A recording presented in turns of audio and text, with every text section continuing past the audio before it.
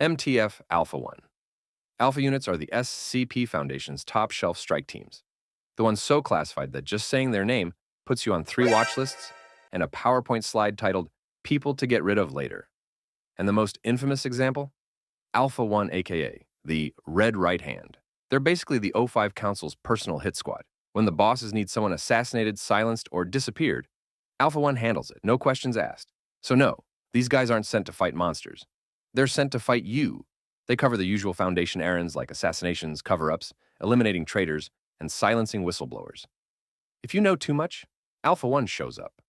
If you question the O5 Council, Alpha-1 shows up. If you breathe wrong near classified info, you guessed it, Alpha-1 shows up. So, if an Alpha unit shows up near you, you are either very important, very guilty, and very not subscribed to this channel. Now, if you think this sounds like a solid career move, here's how to join. First, you undergo procedure Aram Silkworm, which means the Foundation uses an SCP to dig through your brain and check for dangerous thoughts that might make you disloyal. Sounds invasive, right? But it kind of makes sense when you realize most Alpha-1 members were literally death row inmates. You see, the Foundation takes Class D personnel, who are basically criminals sentenced to die, and repeatedly exposes them to anomalies and amnestics until their brains turn into shit. Then, the O5 Council swoops in and brainwashes them into loyal soldiers. Because, scrambled brains are way easier to manipulate. So while they're right with their hands, they're definitely not right in the head. Survival chance? 15%. Higher if you pretend you didn't see anything. Lower if you start asking questions. MTF Tau-5. MTF Tau-5, also known as Samsara, are the Foundation's immortal cyborg clone soldiers, and the only group with literal balls of steel, since, they're cyborgs. Long, long ago, an ancient deity called the Lord of Endowments split himself apart. Researchers found his corpse and discovered his liver contained cells that could regenerate infinitely. So naturally, they had the cool idea to clone super soldiers out of it. The researchers took 4 volunteers, uploaded their consciousnesses to a computer, and downloaded them into cloned bodies made from the gods' regenerating cells. But then, religious extremists raided the facility, killed everyone, and destroyed everything, including the original 4 consciousnesses. The only thing that survived was the cloning machine with 4 blank templates. So years later, the Foundation found it and created the Power Rangers. These 4 cyborgs are literally built different. They're not flesh. They're divine regenerating tissue, mixed with cyborg parts. When they die in combat, their consciousness uploads back to the machine and downloads into a fresh body. It's basically a respawn system, except you remember every single excruciating death in perfect detail. Honestly, I don't think dying repeatedly is great for your mental health. But the Foundation doesn't care, since they've got reusable soldiers now. And since Tau-5 can't die, they get sent on suicide missions against reality benders and god-tier anomalies. But while they look like walking toasters, they're not always doing the roasting. During one operation, someone got eliminated by a killer tomato that attacks you for bad puns. He joked, "What do you call an eliminated hostile with one eye? I don't know." Anyway, imagine respawning and explaining, you got killed by a vegetable because your joke was dumb. Survival chance, 30%, higher if you have a metal knee. Beta-7. Beta-7 are basically a bunch of ratty boys who love to get down and dirty, and not in a good way. These guys are the Foundation's elite hazmat response unit, which is just a fancy way of saying their job is to voluntarily touch the most disgusting, disease-ridden, toxic anomalies imaginable. So I'm hoping for my ex's sake he stays far away. Wouldn't want Beta-7 mistaking him for a contaminated anomaly and bagging him up. Anyway, they mostly handle chemical spills, bioanomalies, rogue pathogens, cursed fungi, exploding mold colonies. Basically anything the janitor refuses to clean up, which is everything. So if it spreads, infects, mutates, or just straight up contaminates everything it touches, they're the ones diving in headfirst. And I already hear you. Oh, that's sick. Yeah, Brenda, that's exactly what it is. Because while everyone else is evacuating toxic zones, these absolute mad lads are suiting up and walking straight into environments that would violate about 47 workplace safety regulations, which honestly makes their name even more fitting. You see, Maz Hatters is a reference to Mad Hatters, those old hat makers who literally went insane from mercury poisoning. Fitting, right? Beta-7's constantly exposed to deadly toxins, weird fumes, and chemical anomalies. Except unlike the original Mad Hatters, these guys survive, thanks to full-body hazmat armor with rebreathers, chemical neutralizers, and decontamination foam. And no, they are not a combat unit, but they are trained for extremely toxic hostile conditions, which is also why they're extremely respected and feared within the Foundation. and why they reportedly smell like industrial disinfectant 24/7. Survival chance? 40%. Lower if you've got a snotty nose.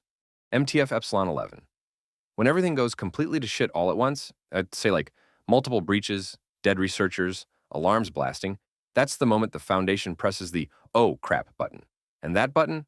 That's MTF Epsilon-11, also known as the nine-tailed fox. Picture this. That peanut SCP breaks containment and starts cracking other people's nuts instead of his own. Standard protocols? Completely useless. Researchers? Already dead.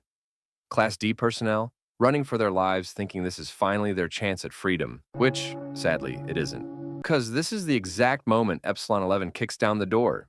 You see, Epsilon-11 handles internal security, which sounds professional until you realize it just means they're the special ops team deployed when your site is actively on fire and nothing is going according to plan. Their job is simple. Recontain everything that's currently trying to kill you, rescue whoever's still breathing, and terminate any witnesses, including those Class D who thought this chaos was their way out of this shit show. But when all of their efforts fail, the Foundation moves to Plan B, which usually involves nuking the entire facility and pretending it never existed, which might be the best idea they've had in a while, honestly. Anyway, when an Epsilon team arrives, you'll know because the PA system will calmly announce something like, Mobile Task Force Epsilon-11, designated nine-tailed fox, has entered the facility. Translation, run, hide, and pray. Not necessarily in that order. Survival chance 30%. Lower if you fox around and find out. MTF Lambda-5. MTF Lambda-5, also known as the White Rabbits, are a group of soldiers who are specialized in holes. Wormholes, pocket dimensions, and dimensional tiers, to be specific. They're the Foundation's dimensional anomaly specialists, which means they voluntarily explore places that shouldn't exist and somehow make it back alive. Now, let's go down the rabbit hole of what they actually do. As the name suspects, they're named after that white rabbit that Alice followed down the rabbit hole during her acid trip or whatever. It's fitting since Lambda-5 deals with reality benders and dimensional anomalies that make about as much sense as Wonderland. They even use rabbit-like sensors to detect when reality is being bent. While it looks dumb, it helps Lambda-5 investigate spatial anomalies, extra-dimensional spaces, and non-Euclidean geometry. If there's a door that leads nowhere, or a room bigger on the inside, they're hopping between dimensions to figure it out. On top of that, they map impossible locations, retrieve lost personnel from alternate realities, and prevent dimensional breaches. An example of such an impossible location is SCP-087, an endless dark staircase that's basically an infinite stairmaster.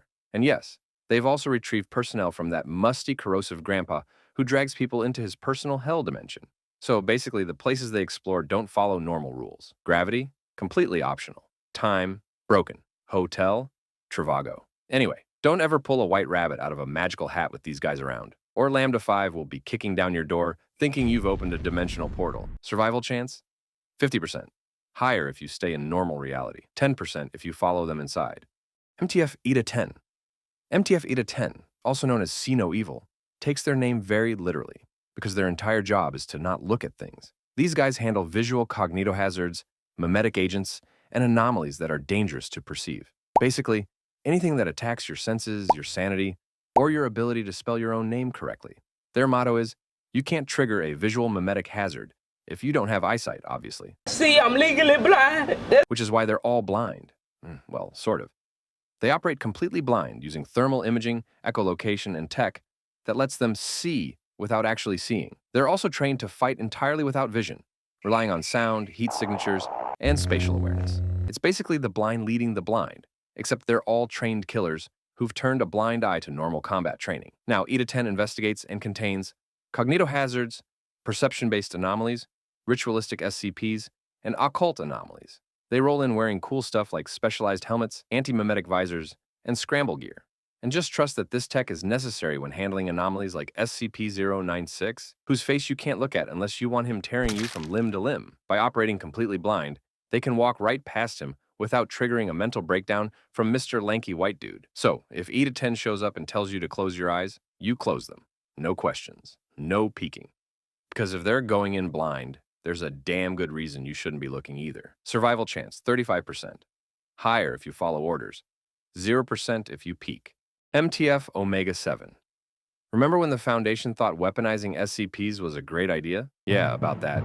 MTF Omega-7 also known as Pandora's Box, was the Foundation's dumbest decision ever, a task force that used SCPs as soldiers. You heard that, right? They basically decided to put together a team of extremely dangerous, highly angry, and overpowered individuals to do missions. And for some reason, it didn't work out. I wonder why.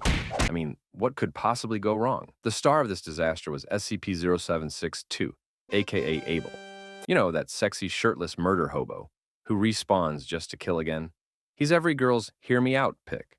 An immortal warrior who walks around in a loincloth and murders people for fun. Naturally, the Foundation saw this and thought, give him some clothes and a gun. They also recruited SCP-105, aka Iris, who could manipulate photographs. She was significantly less aggressive, which should have been the standard, but apparently the bar was in hell. Anyway, here's why everything went to shit. Abel was literally unable to behave. Shocking, I know. The Foundation thought this ancient murder weapon would just follow orders. Instead, he killed his own teammates out of boredom. Not because they were enemies, just because he felt like it. Who could have possibly predicted this? So, yeah, Omega-7 was disbanded after Abel proved you can't just weaponize murder and expect it to stay pointed at your enemies. It's now a cautionary tale about why you don't give homicidal anomalies assault rifles and call it strategy. Survival chance? 0% when it existed. 100% now because it's disbanded, thank God. MTF Nu-7. If MTF Nu-7 deploys, someone's about to get hammered. And I'm not talking about beer, unfortunately. I'm actually talking about tanks, helicopters, artillery, and enough firepower to level a small country. You see, MTF Nu-7 is also known as Hammer Down because, you guessed it, they go full throttle with maximum force, pedal to the metal, and never holding back. And they're pretty understaffed, honestly. They're just a modest little battalion strength force consisting of 500+ personnel. 3 company-sized elements of Special Operations Infantry, a tank and helicopter squadron, chemical, biological, radiological, nuclear platoon, plus additional combat specialists and support personnel. Not that much, as I was saying. Anyway, they're essentially the Foundation's shit has hit the fan, and we need to contain the situation immediately with overwhelming force button. Their strategy? Nuke first, nuke again, then maybe consider alternatives. So yeah, they definitely nailed it on the firearm aspect. Literally. Now, Nu-7 gets deployed when major Foundation sites lose communication and a catastrophic breach is suspected. They do boom-boom to anomalies with extreme prejudice, and collateral damage is just part of the job description. They've even tried to destroy that stinky crocodile SCP that hates everyone, repeatedly. And while they haven't killed it, they sure tried their best with overwhelming violence. So I guess they really hit the nail on the head with the whole overkill concept. Survival chance 1%. When they arrive, remember this is not a drill. It's a hammer, obviously. So yeah, those are the MTFs keeping the Foundation running, or at least trying to. Which one would you join? Drop it in the comments and hit subscribe if you survived this video.